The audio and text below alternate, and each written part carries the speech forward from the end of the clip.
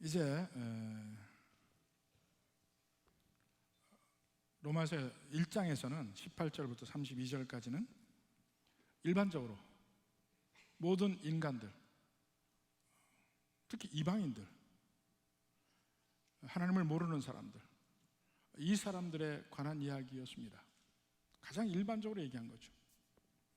하나님을 알되 하나님을 영광스럽게 하지 않고 그 영광의 자리에 자기가 앉아요. 그 영광의 자리에 짐승과 새와 기어다니는 것, 사람의 형상을 다 만들어서 바꿔놓고, 결국 그 결과는 점점 수많은 타락의 일들이 나타나기 시작합니다. 이것이 가장 보편적이고 일반적인데, 이러한 면을 안 받아들여요. 안 받아들여요. 나는 다르다. 나는 아니다. 나는 다른 사람보다 착하다. 나는 다른 사람보다 그런 흉악범처럼 내가 죄를 지은 것도 아니고 나는 괜찮은 사람이다. 이렇게들 많이 생각을 한단 말입니다. 그래서 1장에서 얘기한 그러한 인간에 대한 하나님의 관점, 하나님이 보는 바로 그 인간의 그 정난한 현상에 대해서 다른 사람은 그럴지 몰라도 나는 아니라고 생각을 해요. 하나님의 그 면을 나는 받아들이지 않아. 내가 죄인이라는 것도 받아들이지 않고 내가 심판을 받아야 할 것이라는 것도 받아들이지 않습니다. 사람들은 그래도 자기가 어느 정도 죄인이라는 걸 인정을 하긴 해요. 그러나 그 죄의 심각성은 인정하지 않습니다. 대부분의 사람들 생각해 보십시오. 내가 살인을 했어. 내가 누구를 강간을 했어. 뭐 했어. 온갖 심한 죄들을 생각해 보면 나는 그런 거 해본 적이 없는 사람이야. 그런 사람들이나 교도소 가고 그런 사람들이나 벌을 받아야 될 것이지, 나는 내가 사형에 해당하는 죄를 범했다? 받아들일 수 없어요. 여러분 생각해 보십시오. 그건 내가 받아들일 수 없어요. 이 초등학교 학생들 보면요, 잘못을 하잖아요. 너 왜 했니? 뭐 하니? 이렇게 추궁을 하면 흔히 돌아오는 말들이 있습니다. 다른 학생도 다 하는데요. 그게 내 잘못을 없애주는 건 아니잖아요. 에이, 그렇게 완전한 사람이 어디 있어요? 좀 이렇게 죄도 좀 짓고 하는 거지. 인간이 잘못을 해도 하나님은 용서하셔야죠. 우리 사회적 분위기 보십시오. 이 힘이 있는 사람과 힘이 없는 사람의 갈등이 생기면 대부분 뭐라 합니까? 좀 힘이 있는 사람이 좀 양보를 하지, 큰 사람이 좀 손해를 좀 보지. 옳고 그름이 아니에요. 그냥 무조건 크고 힘이 있고 이렇게 하면 그 사람이 양보해야 돼요. 이게 이제 사회적 분위기예요. 그런데 그 크고 힘 있고 이 모든 것의 가장 극치는 하나님이잖아요. 신이잖아요. 이 작은 별볼 일 없고 보잘것없는 인간이 조금 잘못한다고 해서 하나님이 그걸 가지고 화를 내셔? 뭐 이런 정도의 생각. 다 그런 정도는 대범하게 용서해야지. 이런 생각들을 가지고 있다니까요. 안 믿는 사람도 그렇고 심지어는 믿는 사람들 마음속에도 그런 면이 있어요. 근데 치명적인 약점이 뭐냐면, 인간은 하나님의 거룩하심이 무엇인지를 이해하지 못한다는 거예요. 세상의 온갖 죄악 속에 찌들린 사람들이 하나님의 초월적인 면, 도저히 인간이 상상할 수 없는 그런 초월적인 면이 있다는 사실, 하나님은 완전하신 분이라는 사실, 나와는 우리 인간과는 전혀 다른 분이라는 사실을 모릅니다. 인간은 우상을 만드는데 소위 신들을 만들죠. 신을 만드는데 그 신들을 보면 전부 인간과 비슷해요. 가장 대표적으로 그리스 로마의 신들을 봐요. 그리스 신들을 보면 그들의 행태를 보면 인간보다 나을 게 하나도 없어요. 신이라고 하는데 단지 인간보다 훨씬 힘이 셀 뿐이에요. 힘이 세요. 근데 그들에게 도덕률 없어요. 희노애락은 있어요. 내가 저 사람 사랑한다. 그럼 큐피드의 화살, 그 비너스에게 화살을 쏴서 사랑을 쟁취해. 거기에는 배신도 있고 질투도 있고 온갖 인간 세상에서 벌어질 만한 일들이 거기에 벌어지는데 그것이 단지 뭐냐면 좀 더 스케일이 크고 좀 더 인간 세상에까지 영향을 미칠 정도로 막 싸움과 사랑과 이런 것들이 신들 사이에 있는데 그게 보면 전부 인간의 모습이에요. 그래서 심리학적으로 인간의 본성을 연구할 때 그리스 로마 신화를 연구합니다. 거기에는 인간의 본성이 나타나 있어요. 전혀 절제되지 않은 인간의 본성이 신화에 있다고요. 근데 진짜 하나님은 그런 신화에 나는 신들과는 다릅니다. 그건 인간이 만든 신이야. 그리스의 신들도 전부 인간이 만든 신이에요. 인도나 동남아 전부 인간이 만든 신들이에요. 또 하나 사람이 착각하는 것은 하나님이 누구신지 전혀 모르는과 동시에 자기 죄성을 이해하지 못해요. 내가 얼마나 죄인인지를 이해하지 못합니다.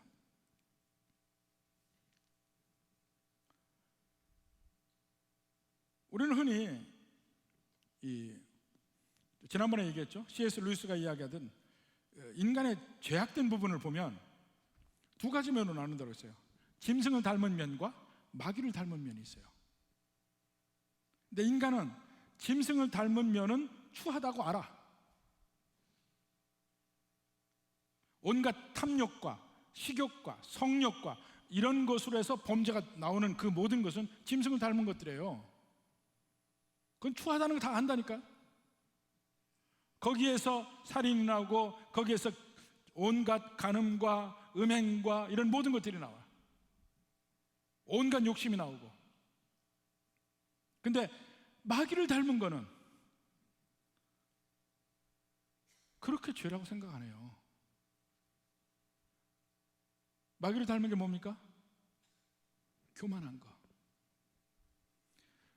마귀의 가장 큰 특징은 교만이에요.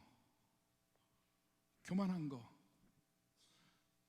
그래서 남을 비방하고 뒷담화하고 이런 것들이 마귀적인 것들인데 C.S. 루이스는 뭐라 하느냐, 짐승을 닮은 죄보다 마귀를 닮은 죄가 더 심각하고 추하다 그래요. 근데 우리는 그렇게 생각 안 해요. 내가 교만한 거 내가 좀 잘나서 교만한데 뭐 잘못됐냐? 뭐 이렇게 생각해. 뒷담하는 거, 비방하는 거, 무시하는 거, 무정한 거, 그게 뭐 대수냐 이게. 그게 무슨 죄냐 이게. 그게 더 심각한 살인이나 이런 것보다 훨씬 심각한 죄라는 사실을 모른다 이겁니다. 아, 그건 누구나 다 있다. 있죠. 그러니까 다 죽지. 다 죽을 죄지.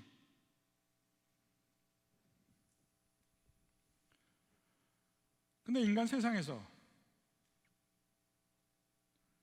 그런 면을 죄라고 생각하지 않고 그런 면이 내게 있다는 것도 인정하지 않고 나는 다른 사람보다 틀리다고 생각해. 나는 다른 사람보다 깨끗하고 나는 다른 사람보다 더 잘났고 나는 다른 사람보다 더 대접받을 자격이 있고 이렇게 생각해요. 바로 그 사람들에게 하는 말이 로마서 2장의 말이에요. 1차적으로는 1장 18절에서 32절까지 1장 후반부는 모든 인간에 대해 이야기했다면 2장은 1차적으로 유대인을 향한 말이에요. 근데 유대인은 그냥 유대인이 아니고 모든 교만한 인간의 대표입니다.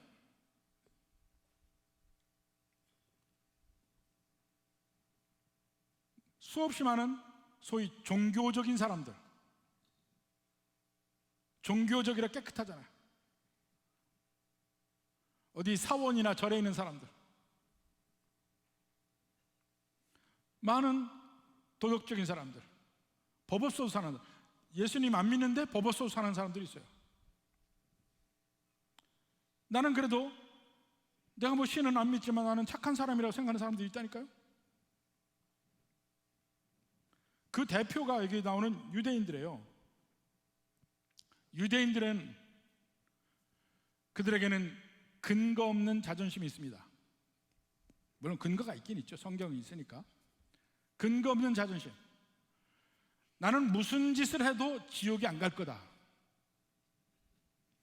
그들의 말이 그렇습니다. 아브라함이 지옥문에서 기다린대. 아브라함이. 그래서 지옥에 다 들어가는 사람 중에서 유대인들은 빼내서 지옥에 못 들어가게 한다는 거야. 그게 그들의 생각이에요.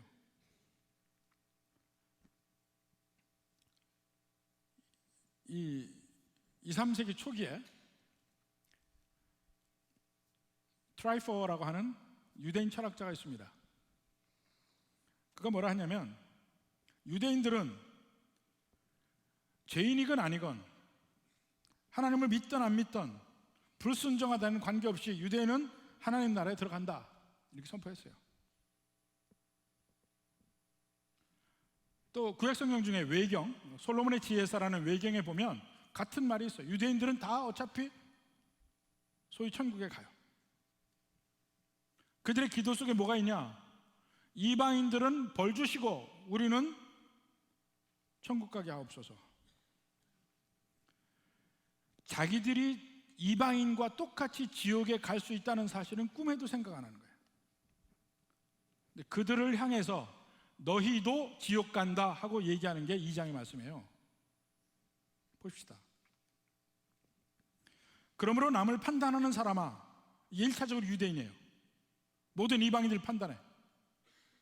여기서 판단이라는 말은 이 옳고 그름을 판단하는 어떤 지혜적인 요소가 아니고 남을 정죄하는 겁니다. 아, 당신은 사형, 당신은 당신은 이렇게 당해도 싸고, 이렇게 정죄하는 것을 여기서 판단해요. 이 남을 판단하는 사람아, 누구를 막론하고 내가 핑계하지 못할 것은 남을 판단하는 것으로 내가 너를 정죄함이니 판단하는 내가 같은 일을 행함이니라. 요즘에 정치권에서 정확하게 이렇게 하는 사람이 나타났대.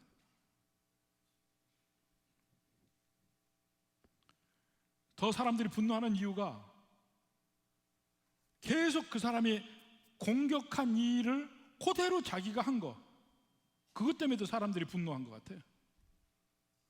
그래서 뭐 소위 조족조라는 말이 생겼더라고. 조족조. 조씨의 적은 조씨래, 자기래. 자기가 그 말을 안 했더라면 그래도 그렇게 사람들이 분노하지 않을 거야. 자기가 공격한 내용을 그대로 자기가 다 했어요.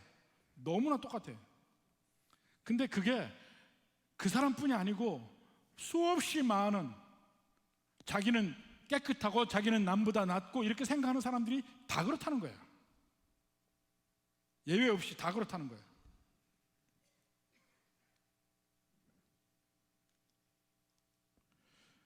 남을 판단한다, 남을 정죄한다, 비판하고 공격하고 하는 그런 것이 근본 출발점이 어디냐면요, 교만에서 출발해요. 교만. 나는 다른 사람보다 낫다. 교만에서. 자, 2절에 봅니다. 이런 일을 행하는 자에게 하나님의 심판이 진리대로 되는 줄 우리가 아노라. 자, 중요한 얘기가 이런 일을 행하는 자라고 되어 있습니다. 행하는 자. 3절에도 이런 일을 행하는 자를 판단하고도 정죄하고도 같은 일을 행하는 사람아, 전부 행함에 있습니다. 네가 하나님의 심판을 피할 줄로 생각하느냐? 소위 세상적인 의미에서 도덕적인 사람, 종교적인 사람이 심판을 받는 이유가 뭡니까? 그들도 막 다른 사람을 정죄했는데 결국 그 일을 저도 행한다 이겁니다. 이 행함에 대해서는 마지막에 다시 한번 이야기합니다. 아니 나는 안 했는데. 아니 했어요. 했다는 그 행함의 의미도 다시 한번 봐야 하겠지만, 여하튼 남을 정죄하고 공격한 그 일을 너도 했지 않냐, 바로 그 얘기입니다. 자, 근데 하나님은 그래서 심판을 하시는데 똑같이 다 공평하게 심판을 하신다는 얘기예요. 5절부터 12절 봅니다. 자, 5절에 봅니다. 다만 내 고집과 회개하지 아니하는 마음을 따라 진노의 날, 진노의 날이 뭡니까? 마지막 심판날, 하나님의 의로우신 판단이 드디어 드러나는 날. 지금 유대인들은 이방인들을 판단하면서 얘기합니다. 우리만이 하나님의 법을 가졌다, 하나님의 율법을 우리만이 가졌다. 이방인들은 율법대로 할례도 받지 않았고 안식일도 지키지 않았고 온갖 율법의 말씀을 지키지 않은 사람들, 그래서 저 사람들은 당연히 정죄받고 지옥 갈 사람들. 우리는 하나님의 법을 가지고 있으면서 그 율법대로 행했다고 생각하는데 사실은 행하지 않았다는 거예요. 그건 우리한테도 적용이 돼요. 마찬가지예요. 나는 다른 사람을 잘 믿는다. 얼마나 잘 믿을까요? 그러면서 잘 믿지 못하는 사람들에게 뭐라 하는데 정작 나도 똑같은 일을 행한다. 아니 나는 그 사람들처럼 주일 빠진 것도 아니고 뭐도 안 했고 뭐도 안 했는데 왜 똑같은 일을 행했다고 할까? 조금 이따 봅시다. 이것은 행함에 대해서 이야기를 해요. 나도 똑같이 행하면서 남을 왜 비판하느냐? 그 안에는 그들의 교만이 있는 거예요. 그 비판하지 않으려면 아까 얘기한 대로 내 죄의 깊이를 깨달아야만 비로소 낮아질 수 있습니다. 근데 내가 죄인이 아니라고 생각해. 죄를 지어도 설마 그렇게 사형에 해당하는 죄까지는 내가 안 지었고 그냥 잔잔하게 조금 남을 좀 미워했기도 하고 내가 교만하기도 조금 했고 뒷담화도 좀 했지만은 살인한 저 사람과는 나는 틀리다고 생각해. 그게 더 큰 죄인 줄 모르고.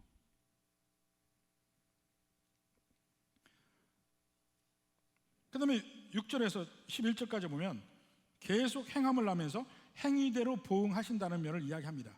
자, 6절에 하나님께서 각 사람에게 그 행한 대로 보응하신다. 그러면서 7, 8, 9, 10, 2절은 자, 의인, 죄인, 죄인, 의인 이렇게 나옵니다. 전후대칭 구조, 히브리적 기법이에요. 의인, 죄인, 죄인, 의인. 7절에 참고 선을 행하여 영광과 존귀와 썩지 아니함을 구하는 자에게는 영생으로 하시고 당을 지어 진리를 따르지 아니하고 불의를 따르는 자는 진노와 분노로 하시리라. 이게 죄인이죠. 다시 죄인이 또 나와요. 9절에 악을 행하는 각 사람의 영에는 환난과 공고가 있으니. 그 다음에 유대인 헬라인이 다 나와요. 마지막에 다시 의인에 나올 때 선을 행하는 사람이라 하면서 유대인 헬라인이 다 나옵니다.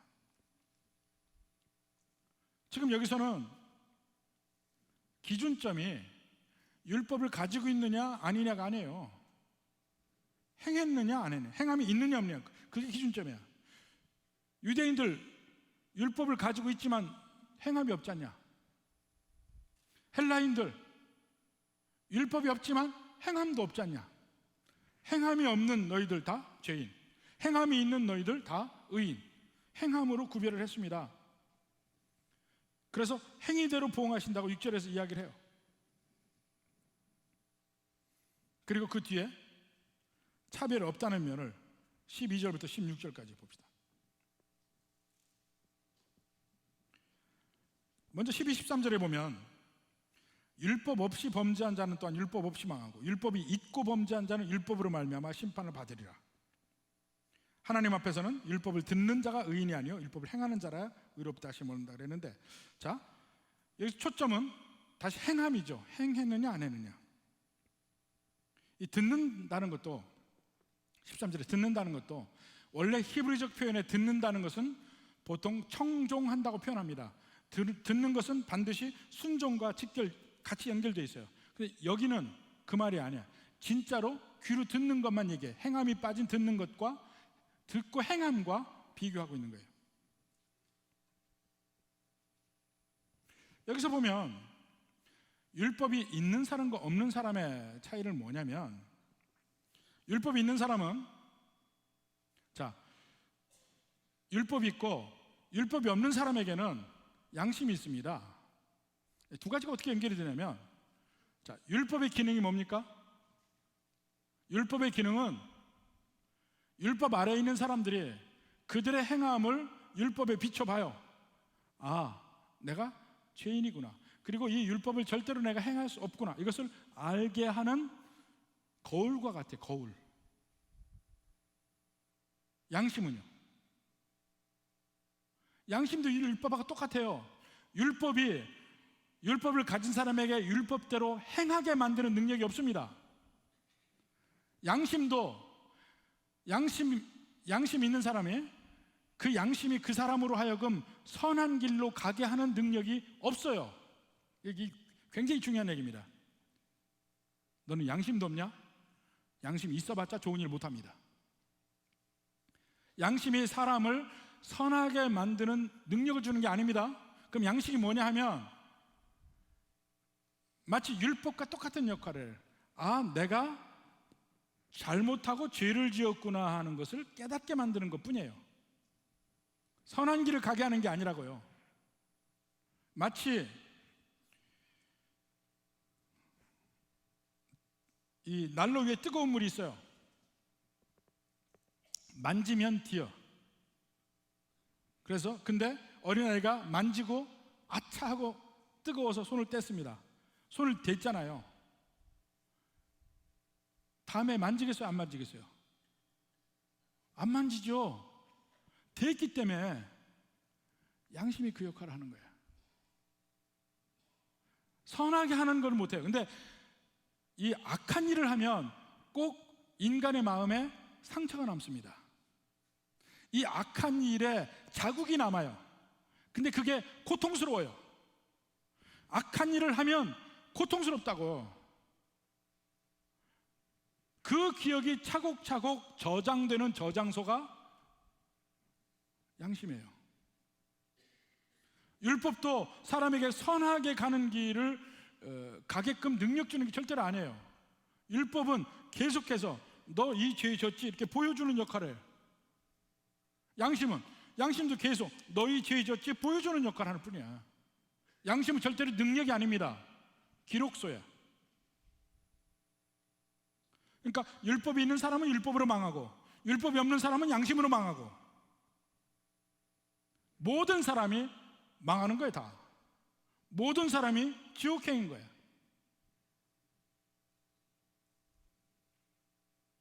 율법이 있는 사람들은 저 사람들은 율법이 없으니까 다 망할 거고 우리는 율법이 있으니까 우리는 살 거다. 천만에. 율법이 있는 사람은 율법으로 망하고 율법이 없는 사람은 양심으로 망하고 둘 다 망할 뿐이야. 착각하지 말아야 됩니다.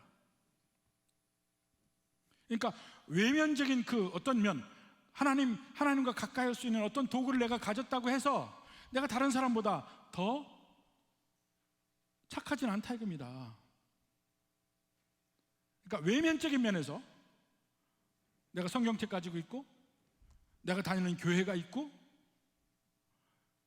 이것이 여러분을 더 천국에 가깝게 만드는 건 아니에요. 그 자체가. 이것이 여러분을 돕기는 해도 그 자체가 자랑이 되어서 그러니까 나는 지옥 가지 않는다, 이건 아니라 겁니다.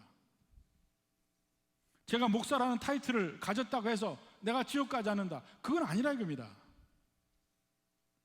아무 관계 없어요. 행했느냐 행하지 않느냐 그걸로 판단한다 이거죠. 그것은 유대인이나 헬라인이나 똑같다. 심지어는 믿는다고 하는 사람은 믿지 않는 사람 다 똑같아. 근데 여기 하나 14절 15절에 얘기가 나옵니다. 이게 괄호 안에 있습니다. 왜 괄호 안에 있냐면 이 신약 성경이 한 권 이렇게 딱 있는 게 아니에요. 대부분 이 파피루스에 써 있습니다. 파피루스. 구약 성경은 거의 다 양피지에 써 있어요. 양피지에 써 있어서 상당히 두껍습니다. 근데 구약 성경은 이 양피지에 써 있는 성경이 낡아지면 새로 써요. 새로 양피지에다 서기관이 쓰는데 정확하게 쓰기 위해서 노력해 정확하게 하나를 쓰잖아요. 전에 낡은 것은 파쇄해서 없앱니다. 그래서 기본적으로 구약 성경은 여러 다른 사본이 거의 없어요. 한 3개 정도 있습니다. 근데 신약 성경은 그런 게 아니야. 수없이 많은 사람이 파피루스에다가 적었어요. 그래서 우리가 그걸 모아놓고 무엇이 진짜 성경인가 이것을 봅니다. 근데 적을 때 빠뜨리는 것도 있고 이래가지고 이것을 어느 것이 진짜인지를 우리가 판단하는 일을 해요. 이것을 이제 이 정경론이라고 합니다. 근데 거기서 볼 때 그 중에 정말 믿을 만한 책들이 있어요. 믿을 만한 파피루스가 있고 그렇지 않은 것들이 있어요. 이걸 추려놓고 보면 제일 믿을 만한데 이 부분이 빠져 있는 거야. 다른 데는 많이 있는데. 그래서 이게 진짜인지 아닌지 확실치 않다. 이것만이 괄호로 쳐 있습니다.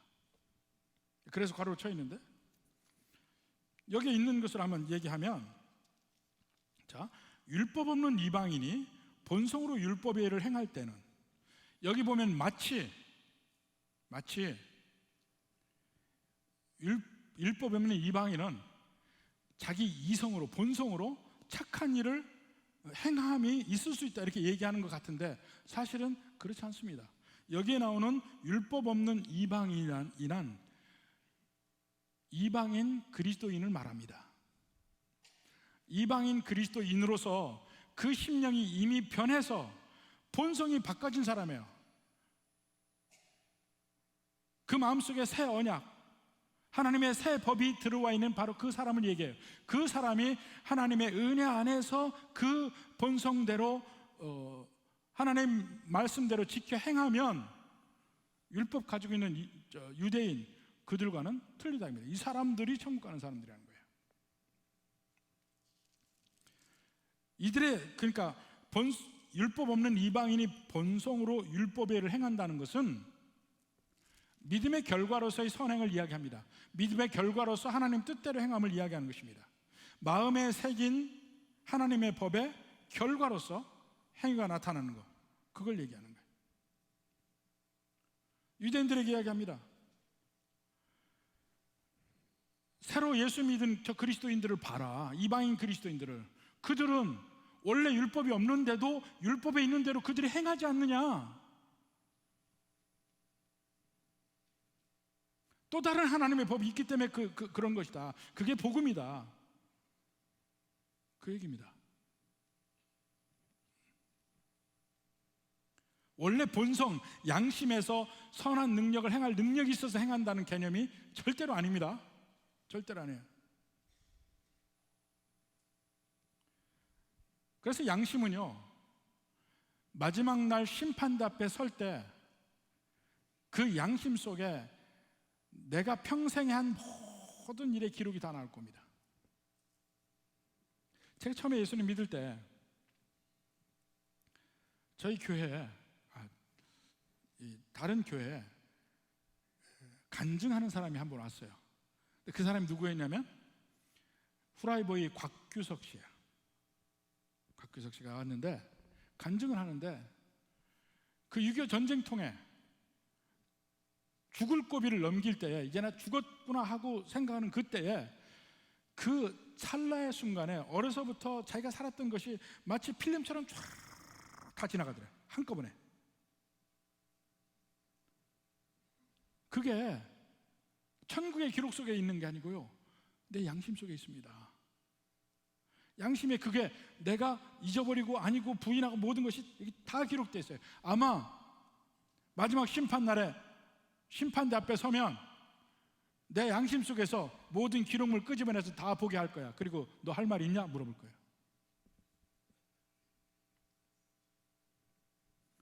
우리의 양심에 다 기록되어 있다니까요. 우리의 모든 잘못이. 그 안에서 아무리 송사 변명해봐도 결국은 결론은 뭡니까? 죄인이야. 예수님 믿는 사람이 새로운 법으로 살 때는 그건 전혀 다른 얘기라 입니다.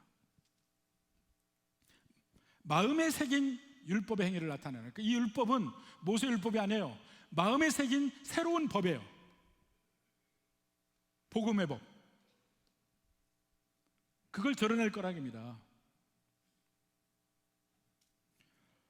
16절에 곧 나의 복음에 이른 바와 같이 하나님이 예수 그리스도로 말미암아 사람들의 은밀한 것을 심판하는 그날이라. 아니 갑자기 또 은밀한 것을 심판한대요. 이게 무슨 말이냐면 이제까지 행한 대로 보응하리라. 행한 대로 보응. 그 행함을 얘기했어요. 근데 그 행함이란 결국은 뭐냐면 그의 마음을 드러내는 것이 행함이에요.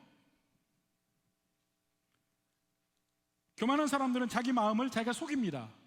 그렇지만 행함은 못 속여요. 이런 행함이 있지 않느냐? 못 속이는 거예요. 결국은 모든 행함은 결국 마음의 연장선상에서 나오는 겁니다.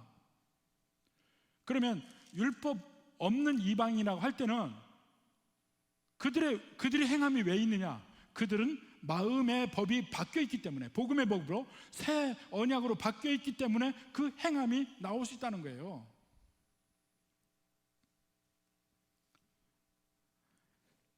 행함으로 보응을 받습니다. 근데 그 행함은 언제나 마음의 표현이에요. 많은 사람들이 아니 나는 살인 안 했습니다. 너는 살인자야. 어떻게 살인자입니까? 네 마음에서는 이미 죽였어요.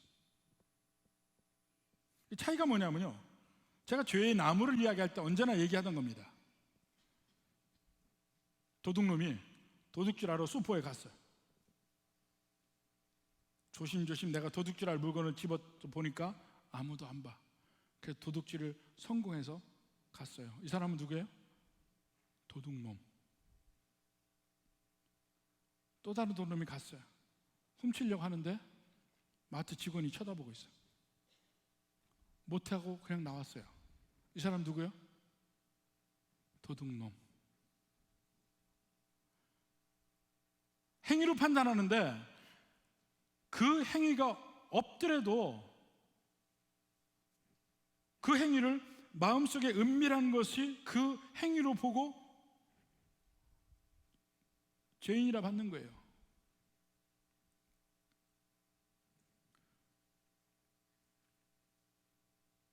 행위가 없다 할지라도 그 마음속에 이미 그 죄의 씨앗이 있으면 행함과 똑같다니까요. 사과씨와 사과 열매는 본질상 같은 거라니까요. 근데 사과씨가 있어서 열매가 없다고 해서 죄인이 아니냐? 그거 아니란 말입니다.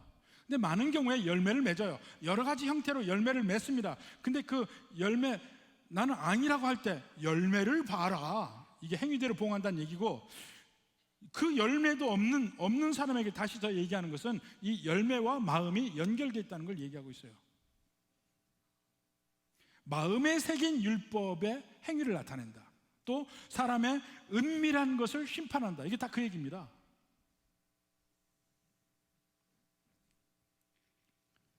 그럴 때 그러한 기준으로 정직하게 내 자신 한번 보자 얘기입니다. 누구나 내가 다른 사람보다 착하다고? 어느 면에서요? 살인을 안 했으니까. 교만한 죄는 어떡하고? 질투한 죄는 어떡하고? 남을 무시하고 내가 더 낫다고 생각하는 그 죄는 어떡하고? 그 죄가 더 추한 죄인데, 더 악마적인 죄인데, 동물적 죄가 아니고 마귀적인 죄인데 그거는 죄라고 인정하지 않고 있잖아요. 그 더 나쁜 죄인데. 그러면서 한번 보자 입니다. 유대인, 너희도 똑같이 이방인과 똑같이 심판받을 존재. 우리도 마찬가지예요. 누구보다 여러분이 더 착합니까? 행위대로 보응하시는데 그 행위라는 면의 의미를 다시 한번 생각해 봐야 된다니까. 부디 이 면을 보면서 다시 한번 내가 죄인임을 깨달아야 돼.